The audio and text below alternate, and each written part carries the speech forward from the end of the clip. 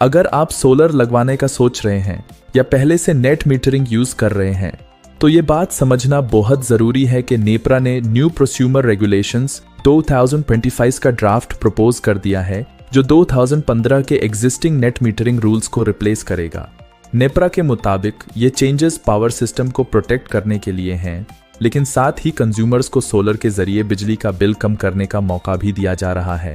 सबसे पहला और अहम चेंज ये है कि अब कंज्यूमर्स अपने अप्रूव्ड इलेक्ट्रिसिटी लोड से ज्यादा का सोलर सिस्टम इंस्टॉल नहीं कर सकेंगे।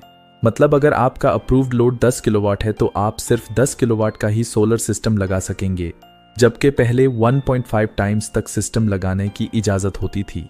इसमें एक रिलीफ ये है कि जो लोग पहले से नेट मीटरिंग पर हैं उन पर ये रूल्स फौरन अप्लाई नहीं होंगे। उनके एग्जिस्टिंग 7 साल के कॉन्ट्रैक्ट्स जैसे के तैसे चलते रहेंगे, लेकिन जब ये कॉन्ट्रैक्ट पीरियड कंप्लीट होगा तो फिर नए रूल्स अप्लाई होंगे। नए एप्लीकेंट्स के लिए नेपरा ने नेट मीटरिंग कॉन्ट्रैक्ट की ड्यूरेशन भी 7 साल से कम करके 5 साल करने की तजवीज़ दी है और 5 साल के बाद एक्सटेंशन कंज्यूमर और डिस्को के म्यूचुअल एग्रीमेंट पर डिपेंड करेगी।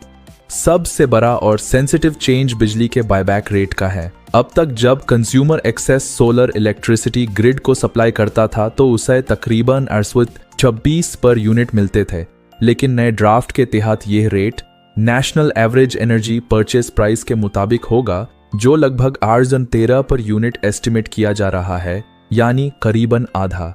नेपरा का कहना है कि महंगी बिजली, टैक्सेस और सरचार्जेस की वजह से बहुत से लोग सोलर की तरफ शिफ्ट हो चुके हैं और इसीलिए आज grid connected solar capacity 6000 megawatt से ज्यादा और मुल्क की total solar capacity 13000 megawatts cross कर चुकी है।